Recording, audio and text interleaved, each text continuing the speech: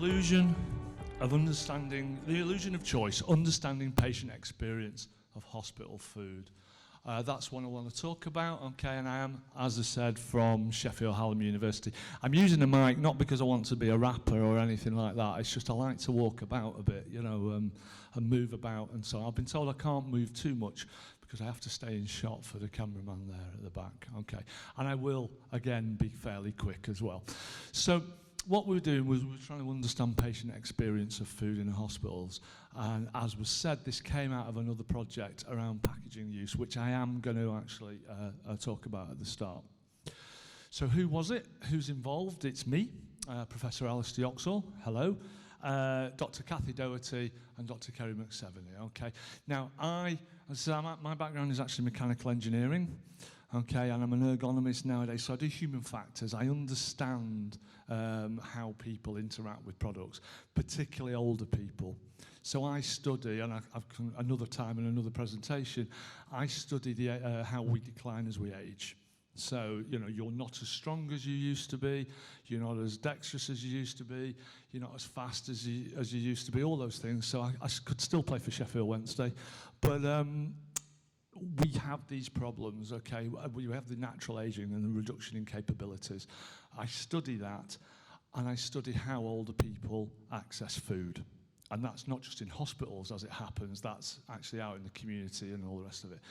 How do older people with reductions in capabilities and increased morbidities and so on and so forth access food? So that's what I do. My colleagues are social scientists, and they study all sorts of interesting things. And they saw me give a presentation once and decided that they wanted to bring the social sciences into what I do for a living. So they actually got all this expertise on studying people, and they wanted to sort of study this interaction that I was doing with people and packaging, and why packaging was such a problem. So that's Cathy and Kerry. And why did this come about? Why it came about was there was an Australian study. Australia moved to a totally packaged healthcare food delivery system, certainly in New South Wales. Okay, so because they do it in each of the different states. But basically they moved to a packaged food delivery system, and it's causing problems. Okay, and there was a belief that it was malnourishing people, because they couldn't get into it. And not only could the patients not get into it, but the staff couldn't get into it either. So you're handing out food to people, and people can't eat it. So you see that it's actually a system approach. You know, it's good it's cheaper, that's why they did it, efficient, so on and so forth, but actually people can't use the stuff. So I was actually approached by the Australian team to look at some of these issues as well. Okay, so we did some research. As gentlemen said previously, that's what we do. We got paid. It's what we get paid to do, is write research papers and things like that. And so there was a couple there we did on accessing packaging food and beverages in hospitals. Okay, looking at the reasons why people weren't able to access this stuff. Now, in the UK, I also got then approached by a lady called Caroline Lecco. I don't know if any of you know or have ever met her. She was then the head of NHS patient safety, I believe. And she approached me a few years ago and said, we need to look at this in the UK. I think there's the same problem. We might be malnourishing people or making people poorly because they can't get into packaged food. Okay, so what we did was we had a look at the problem. That was, you know, what I was sort of paid to do. Now, the NHS uses a lot less packaged food than the Australian system, is the good news, but it still uses a lot. The numbers that were quoted at me were 74 million packaged items, mainly condiments, you know, sauces, salt, all that sort of thing. And what was really important is the middle one there, condiments, and we've said sandwich and biscuits, but sorry, it's not the middle one, the bottom one. Importantly, patients who had extra nutritional requirements were often prescribed things that were packaged. So it would be a sandwich that was outside of the meal times. So outside of the normal meal delivery, there would be a sandwich or a block of cheese or something like that, or cheese and crackers, and they would be packaged. The pack would be a Jacob's cracker double pack, say, and a slab of cheese and so on and so forth. And it's a different presentation that I would give, but I can show you some horror stories of older people, and that's independent living older people trying to get into NHS, well, not NHS, but hospital food packaging, hospital cheese packaging, which is actually given out as a piece of food to now nutritionally malnourished patients and just can't get in it, basically. So I was asked to get involved, and what I'd done is some years earlier I was involved in writing an international standard, ISO 17480, packaging user guidelines. It came out in 2015. Yes, he looked around casually to remember, although I could look down there and do it. But basically, 2015 it came out. Now, this is a really useful document for those of us who want to do packaging design guidelines and all the rest of it, because it's full of, I say this, I would say I helped write it, fun facts about how you might want to go about designing this stuff, and it has a design guideline in it. One of the things it also does is it has a user test panel, so we can test packaging on people and we can say whether packaging is fit for purpose or not. So you can hand it out to, and how it works is you hand it out to 20 people, and this is independent living older people, 20 people, and they have to be able to open the pack. And you're allowed so many failures per 20 people, okay? And basically, you time them and so on and so forth, and you rate it. That's what happened. So that's what we did. Now, what we found was only 30% of the packs that we sold. We took a random set of packs that were typical to being delivered. So we're talking condiments, we're talking juices, we're talking sandwiches. 30% passed, 50% failed, and they failed because they were unopenable. So people couldn't actually get in them. And I have to say, I put this up there because, I mean, just look at that as a piece of pack. If we think, I was at another presentation talking about this, and somebody said we eat with our eyes, don't we? Well, if you eat with your eyes and you're given an orange juice that says for healthcare use only on the top of it and all the rest of it, I mean, I think we can do better, is what I would say. And 20% failed because people they did manage to open it, but it was a real faff. You know what I mean? Tearing at it, using their teeth, whatever else, okay? Which in itself is a problem. Another project I've been involved in is changing the way sports caps are because it's damaging children's teeth. So, these things, you shouldn't be getting people to open packaging with their teeth. It's not a great idea. So, what we do is we then say whether it passes or fails, okay? And we said, it passes or fails. You go and you can get a nice shiny certificate. It's a bit blurred, that one, I don't know why. But basically, we give you some data. We say, that's the score out of 5. So it's 1.78 out of 5. The time taken to open it, 2 failures out of 20, and you get a certificate either saying it would pass or fail. And that was the system that I proposed, okay? So that we put that in place, and that was the idea. And here it goes. So basically, the supplier identifies the packaging tested as ISO 480. Does it pass? Yes, no. Redesign the pack. If it doesn't, back round the loop. Remove the item from the supply chain. If you can't, redesign it in some way. If you can, obtain a certificate, put it in it. That was the idea, okay? And that was the idea up until sort of 2019, towards the end of 2019, and like so many things came along, a big freight train came along and ran us over, and we weren't able to move it forward where we want to. Okay, now, at the same time as all of that, we wanted to understand this question with my social scientist friends. In what ways does engaging with food and meal times as part of the hospital experience relate to identity and well-being? And how does that make, and the role of single-use packaging relating to that experience? Now, you might say, well, that's a very niche question, okay? But the reason I say that is, or the reason we wanted to study it, is if the packaging is being given to people who are malnourished, who really need to eat that thing, and we know it's in a pack, we know it's packaged, then we have to make sure that they want to eat it. So we have to make sure that they get it, and then we have to make sure that the packaging makes them want to eat it. Because that's what I do nowadays. I said I'm an ergonomist. I also work in a packaging design centre. So I'm interested in how this stuff makes people want to eat it. And you're talking about some very vulnerable people. If we can redesign this stuff so that it's there and it's sitting next to them and they want it and they want to eat it, we are actually doing them a favour.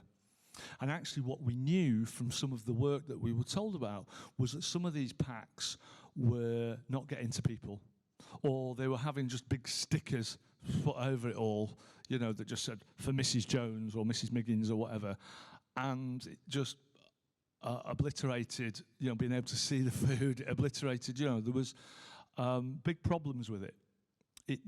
Not least, as I say, that the stuff didn't actually get to anybody, didn't get to the people it was supposed to get to. So we thought, well, how can we make it feel? And how can we improve this? That was the initial starting point. And what we did was we basically went and observed food preparation in what they call the Central Processing Unit at the Northern General Hospital in Sheffield. Okay, a very big hospital up there on the north side of Sheffield. And we looked at food service delivery on two wards. It's actually two sort of general areas, really. I think it was 5 wards.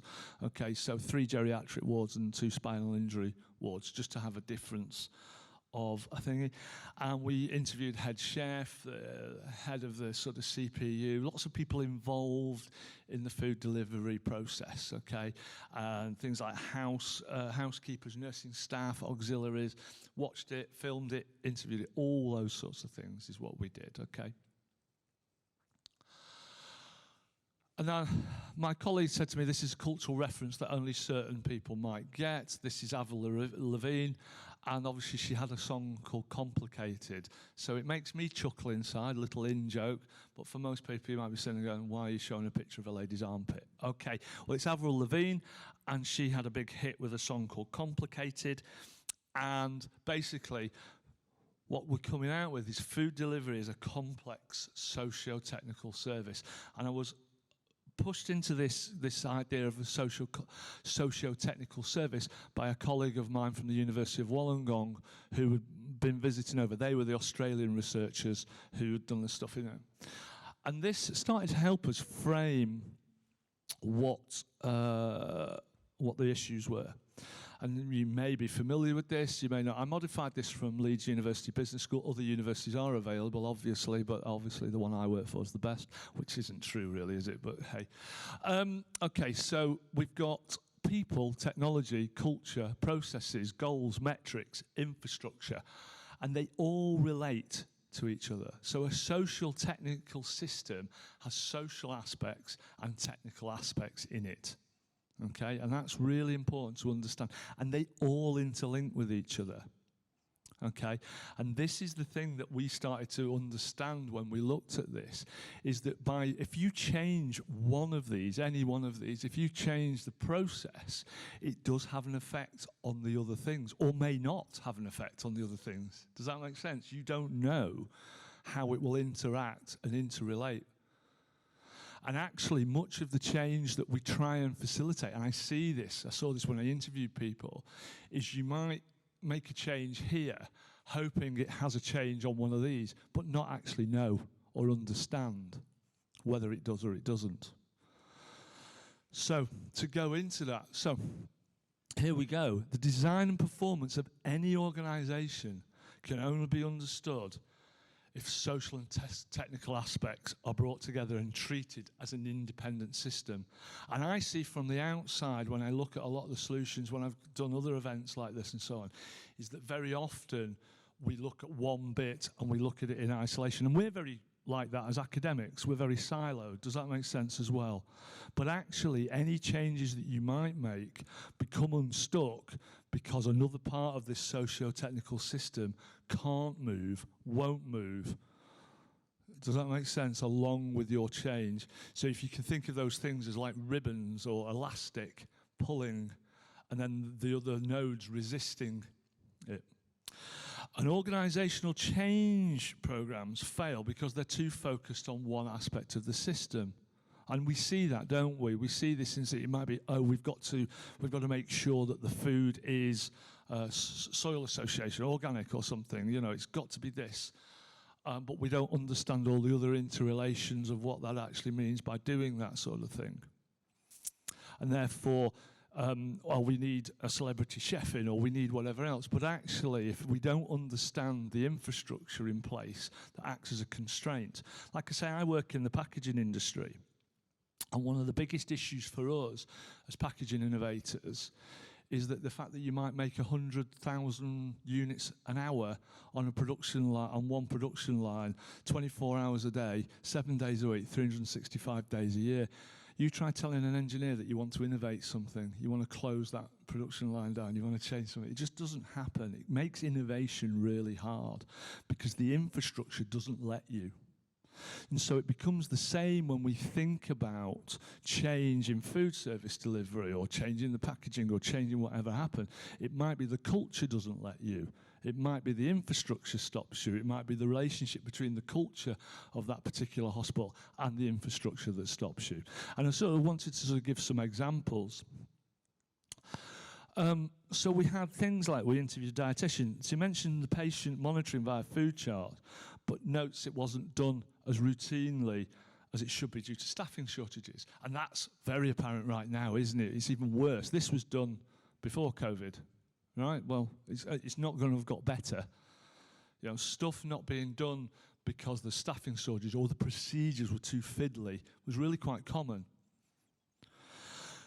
And observations and informal conversations are important aspects of food delivery service that are managed outside these formal processes because they are a bit sort of fiddly or a bit, you know, they don't quite work. So people just doing things for the sake of doing them. Well, that's how things then, so that when we're talking about this pack supposedly arriving to Mrs. Miggins and it not arriving, it's because it's become outside of the formal processes. And there's an informal process delivering it, then it doesn't necessarily pick it up. Okay, it doesn't actually pick up that that pack has to go to Mrs. Miggins. Menu development. Menu changes on a 2 weeks notice, you know, was the process. That's quite a long lead time, in my mind, in our heads. And decisions on menu discretion of the head chef, where we were looking at this, based on ward audits, food tasting and waste monitoring. But the point about these socio-technical systems is where does that input come into on what you decide what that might look like. So what I mean by that is, to give an example, I was talking to my colleague, I was going to quote Donald Rumsfeld on this. You know his known unknowns, his known knowns, and his unknown unknowns. The point being is, I don't know what I don't know. So when I make decisions about things, when I make choices, I make those choices based on what I know, not what I don't know. And so if we think about people choosing food, if we think about people making decisions about things, they only base it on what they know. And you might go, oh, well, we have a patient panel for that sort of thing. But when we observed the patient panel, it didn't become about choice at all. It wasn't what the organisation thought the patient panel actually was at all, which comes back to our socio-technical system. The organisation had created a patient panel, but the patient panel didn't decide what the food was going to be, even though it was called a patient panel. So we have to be very, very careful. We do a lot of thing called co-design now. It's become the latest buzzword anyway, but designers, you know, we get ahead of the curve. We have to be careful about how we use people and what voice they have within how we use them. Because actually what we end up doing is sort of manipulating them in some way and shaping them to our infrastructure or our processes. Patients were talking about the timing of meals. They said they looked forward to meals. And interestingly, I spoke to a nurse and I said, do patients enjoy food? And he said, Alaster, are you kidding me? He actually used some other words as well, actually, which I'm not going to here. But basically, he was saying that it's a highlight of many people's day. You cannot imagine how much people look forward to the food that you're going to give them. Do you know what I mean? Which comes to another point in a moment. But we said we'd explore daily routines further because there was this idea that people didn't necessarily want it, though, at the times that, it comes out. Now, what we found really interesting, and it certainly does affect us, is food brought outside from hospital. Gifts. Now, I work in the packaging industry. Gifting is a thing. I was saying this to one of your colleagues earlier today. When we think about it, it was my little lad's seven-year-old birthday. He was 7 yesterday. That was a really clumsy way of saying that. But he was 7 yesterday. He had pizza for tea, Domino's pizza. But the only thing that really makes Domino's pizza any good is the branding around it. It's pretty much the same as any other pizza, really. I mean, yes, it might be a little bit higher quality, but we sold it. That's what packaging does. I know if you ever go away and think about it, but Christmas is a great time to think about how very average and very sort of not particularly special things are made to feel special by the box that they come in. And think about it, that could be anything from some perfume to you end up paying an awful lot more just because it's in a nice box. And you think it is. Packaging has this role to play. Okay? It has this ability. So food has this ability as well. And so the point is that if this stuff is coming in from outside, it might be the same as you're trying to push across. Pizza is pizza eventually. But when it becomes Domino's pizza, it becomes a treat, it becomes special, it becomes it becomes changed in some way. It's as if magic fairy dust has been sprinkled on it. And we were I think blown away by the amount of stuff that comes in from outside and how that the hospital dietitians were okay with that. It was just like, this doesn't matter. This is fine. And I showed a picture of it earlier. The patients called it their pig boxes. So the drawers by the top of the thingy, and they were calling it their pig boxes, and it was all full of snacks and marathons and Snickers and Mars bars and sweeties and all sorts of stuff that had been brought in that was all in there as well, all mixed up. And there were jellies and things, and they saved things from meals that you gave them that they actually did like and then stashed them in there. So there's a whole way of which this was being used, and the whole way interlates and interlinks into the food service delivery. So you've got like an unofficial food service delivery effectively happening inside hospitals where people bring all this stuff in. And ward staff were facilitating this. Indeed, on one of the wards, they were putting it in the fridge for people. So they were holding it for them so that it was okay. And also they thought the stuff outside might be preferable. They preferred that brand. That's what I'm coming to. They preferred the branded stuff, the power of brand. And it seems to me, as somebody who's involved in all this stuff, the NHS is a very strong brand, actually. You know what I mean? I'm not sure in this instance we use it well. Future work. Okay, we need to explore the themes a lot more. This was stopped by COVID, all right? There's no, I can't hide it. We started it and stopped it and started it, and it got stopped again, I think, you know what I mean? But we need to understand some of this more, some of the themes I'm talking about. We want to interview the food champion. Normally there was a food champion, but nobody seemed to know what this food champion was supposed to do, So there was this lack of ownership of roles. It was very apparent. There was lots of not knowing what was going on. And we want to disseminate it. Obviously, that's why I'm here. Understanding people in this socio-technical system is paramount. This is what I've come here to say, really. Does that make sense? I understand, A, that it's a socio-technical system, B, that understanding people in it, and see there's a sort of problem, which you probably knew anyway. Interaction with people, infrastructure, technology must be understood, and how changes interact with each other to successful change. It's complicated. I understand it's complicated, but that's life. It is, It's understanding how these things relate to each other. Again, as I say, it's complicated, but they do and they can, and you can do it. Does that make sense? It's just understanding it. The benefits of it is that you get reliable and valid data to understand what you're actually doing, the changes. Because if you make changes and you don't understand what you're doing, you don't understand the consequences, you're not going to know. You can push a piece of string as much as you like, but you're just pushing string, aren't you? You're not moving the other end, you're just bending it. So we have to think about that. We need to understand the system as is. What was very apparent when I was talking to catering managers is there wasn't the as is, how they expected it to be, I should say, and how it actually operated were different things in actual fact. And many, many times I got told, oh, that doesn't happen in this hospital. We don't serve this in this hospital. And then you'd literally walk down a corridor and there'd be a trolley with things on that weren't served in that hospital. That I saw that with my own eyes. I was there several times, you know. So as is isn't actually understood as well. And the more comprehensive, then we can then understand how we'd like it to be. Because by understanding how it is, we can then start to change how it is, and greater chance of successful improvements. And that's me. That's how you get in contact with me. I'll let you get off up home, and unless anybody has any questions, I don't know. Hopefully you found it interesting.